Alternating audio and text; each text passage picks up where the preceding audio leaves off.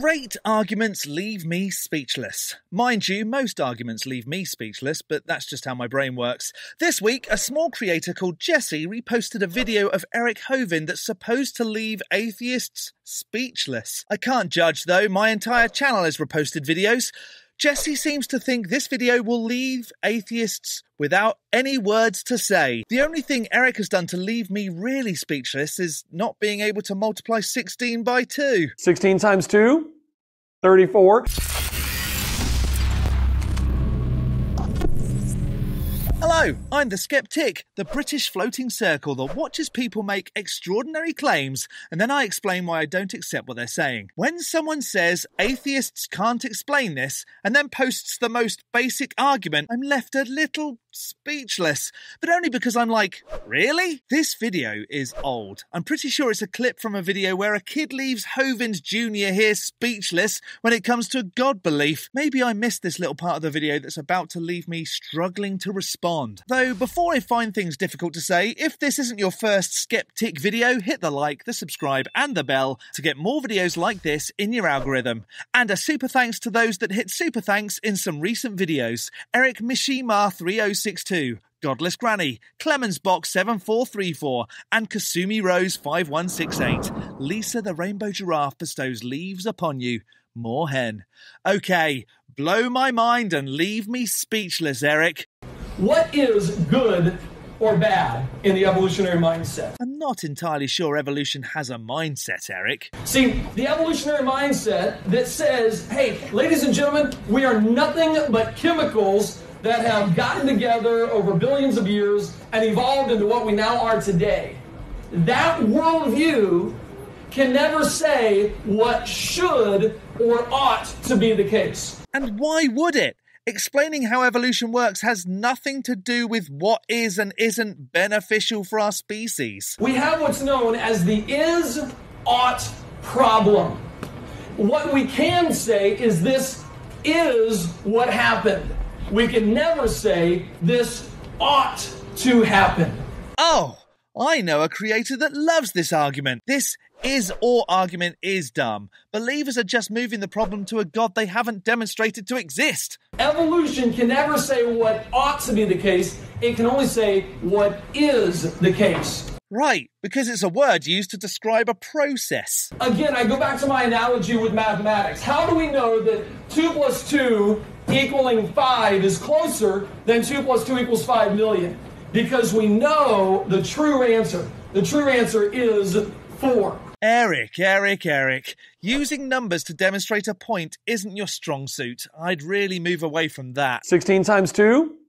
34. Without knowing the truth, you cannot in any way know what is a better answer. In the same way, when it comes to morality, if we don't know what is moral, what morality is, we can never, ever say that something is better than another. If you need a being to tell you what is or isn't better for our species, then are you really a good person? That's all that's happening here. It's not hard to work out that if you think it's okay to kill someone, it's likely okay for other folks to kill you. I don't want to be dead yet, so I don't dead people in the hope that they also don't dead me. I would argue, and I don't mean to put words in your mouth and you can correct me if I'm wrong, I would assume that Bernie would think that helping an old lady across the street is better than molesting a child for fun. Whoa. Why are you putting for fun there? That made it weird. Why do believers keep going down this route? I'm going to assume that. Here's the problem. You can't know what is better if you don't know what the best is. And you can't know what the best is because you assume an invisible being in the sky told you. But no one has actually proven that a God exists, let alone that it even said any words. If you don't know what correct morality is, you can never say that this is better than that. I'm sure, and this is just based on my experience with atheists, he'll probably argue something like this, and please correct me if I'm wrong when I'm done here, okay? This is just what I've typically heard. Well, good, moral, is that which helps society. Or good is that which does the least amount of harm to people. I'm not entirely sure why you have an issue with that, Eric. Is it because it cuts out the need for any gods? Yeah, I thought so. Here's the problem. If I ask the question, why is it wrong to harm people? Why are you asking that? You should know that it goes against the well-being of our species. Plus, if you do harm people, Lisa the rainbow giraffe, leave be upon her, will turn her back on you, and Rodney the horned lion will write a stern letter to you telling you that you need to work on being a better member of society. The only answer we could give is an opinion. Well, I think it's wrong to harm people. So isn't it just the opinion of a God that it's wrong to harm people in your eyes? That same God that does a lot of harm to people, as documented in this amazingly historically accurate and not at all made up set of stories.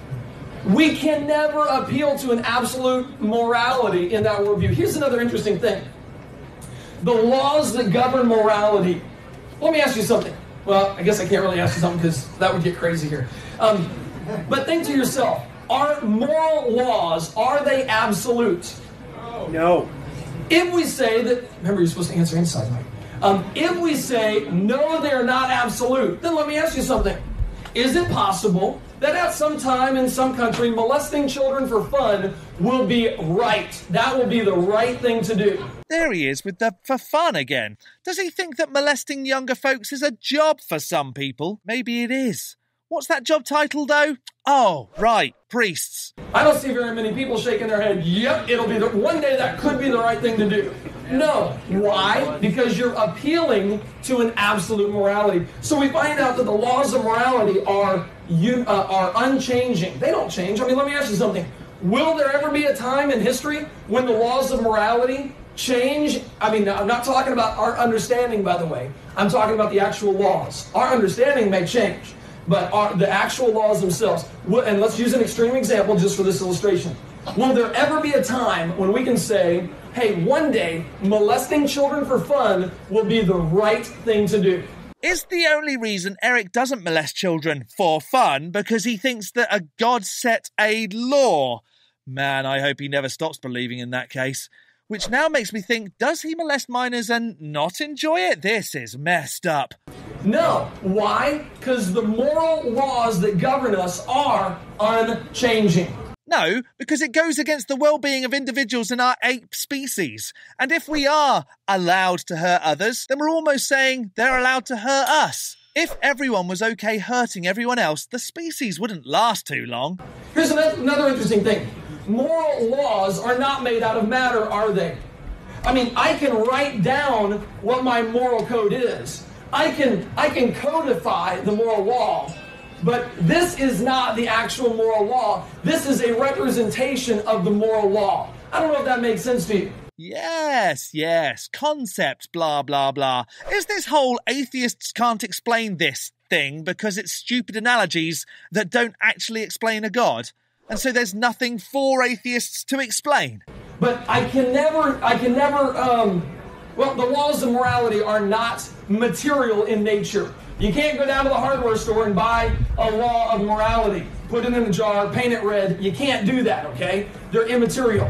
The laws of morality are immaterial, they're unchanging, and one more thing, guys, they are universal. They apply everywhere. Okay. Just say that these immaterial, unchanging moral laws do exist. What does that have to do with a God? Could humans have constructed these good and bad things and then said, we have to do it because the all-powerful Lisa the rainbow giraffe, leafy upon her, told me to? In other words, now what you're talking about, some of you are shaking your head, no, they're not. What we're talking about is cultural relativism. We're not talking about absolute moral laws. In other words, could we say that, you know what? In another country, molesting for children for fun is the right thing to do over there. Oh, no. Why is he talking about doing these things to children for fun in a room full of... this makes this already creepy thing even creepier. That is morally right. Are there cultures that practice some things that we would disagree with today? Absolutely. Does that make them morally correct or right? No, it does not. If it did, then you could never have a cultural revolution. If that was correct and society governed morality, then Martin Luther King should have kept his mouth shut. We should still have African Americans as slaves today if cultural relativity was true. Eric, I'm dumb. Self-proclaimed. I know it. But you, sir, are sounding worse than me. Society can redefine what is and isn't beneficial and then make changes, and teach those fools that were causing harm to other humans that they were stupid. It sounds like you wish we had this life. We should still have African Americans as slaves today. Since you're weirdly bringing it up. We should not be going to another culture and saying, here's what's right and here's what's wrong and you're doing it wrong and we want you to fix it. Because it's all culturally relative. Unless, of course, those things are causing harm to the human race, in which case we probably should. If that is the case, we have no business going to another culture and saying what you're doing is wrong. We should not have bothered Adolf Hitler. He was doing fine according to his cultural morality. The truth is, every single one of us knows moral laws are universal, they are immaterial, and they are unchanging. They don't change from time to time. Absolute moral laws do not change. So if moral laws don't change, are you saying that when the God said it was okay to own people as slaves, it wasn't being moral? That's what I'm hearing, Eric. Don't confuse that. I'm not talking about our understanding. I'm talking about the actual laws of morality. It's pretty easy to be a theist, right? You just say some crap, and when it's deemed wrong, you just say, oh, well, we must not have understood what the wizard in the sky wanted. Please. If the being existed, it could just turn up and say when things are wrong, right? Unless it's not powerful enough to do that. Sorry, I'm getting off topic. Here's my question. How does the strictly material world, that Bernie described himself as a naturalist, how does the strictly material world come up with an immaterial law? The same way Lisa the Rainbow Giraffe, leaf be upon her, came into existence. Brains. How does matter come up with something that is not made out of matter? How does a universe that, according to Bernie's worldview, is always changing, it's always evolving, how does it come up with unchanging laws of morality? Laws that do not change. They're constant. These laws are universal, immaterial, and unchanging. The secular worldview, the humanist worldview that Bernie believes in atheism, says that things are always changing, says that they're always changing, they're not universal, and everything's made out of matter. Oh no, everything is made out of stuff. And you're scoffing at that? That worldview cannot account for universal, immaterial, unchanging laws of morality. But they can account for what is beneficial to the human race and don't need to appeal to a higher power that hasn't ever been demonstrated. Oh, atheists don't know what's right or wrong because they don't believe in a God. No, we're cutting out the undemonstrated, never been proven, invisible, non-existent middleman. 'Tis easy, Eric. By the way, it's the same with laws of logic, laws of science, and laws of mathematics. The strictly material world could never come up with laws of logic, science, math, and morality that are universal, immaterial, and unchanging. Or, you know, they can because someone sees something and then finds a way to test it, repeat it, evaluate it, demonstrate it, and then explain it. You know what can? A universal, get this, a universal, immaterial, unchanging God. Wait, isn't immaterial the same as non-existent? So we had to listen to, I can't think of a better reason for X, Y, and Z, therefore a God. Eric doesn't abuse children for fun because a God. Eric thinks 16 times 2 equals 34 because a God. 16 times 2? 34. Eric thinks humans probably should own other humans because a God. We should still have African Americans as slaves today. And atheists can't explain this. Pull the other one, Jesse. Without absolute moral laws, you can never say what ought to be the case.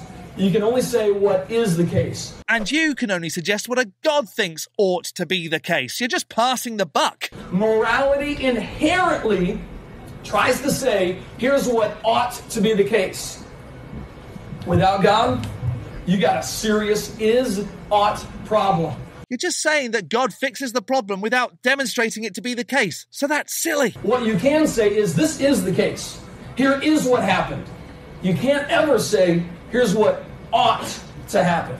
I don't know. What ought to happen is you maybe not hanging out in school saying things about molesting children for fun. What ought to happen is that God should actually turn up and prove which God it actually is. What ought to happen is that God shouldn't use humans to spread its message of unchanging morality and just do it itself. I definitely didn't feel speechless after watching that video. I am, however, in slight shock that Eric thinks it's only wrong to abuse kids for fun. What do you think? Were you left speechless? Let me know in the section below. I'm going to Skeptic This Has More mind-blowing nonsense from Eric, which is going into the Hovind Hilarity playlist. Feel free to check that out. A big thank you to this month's top-level ticks on Patreon: Addy Rockart, the Enixes, Elizabeth, Jakari, and the absolute lunatics Jimmy and Travis, as well as all the $3 base ticks.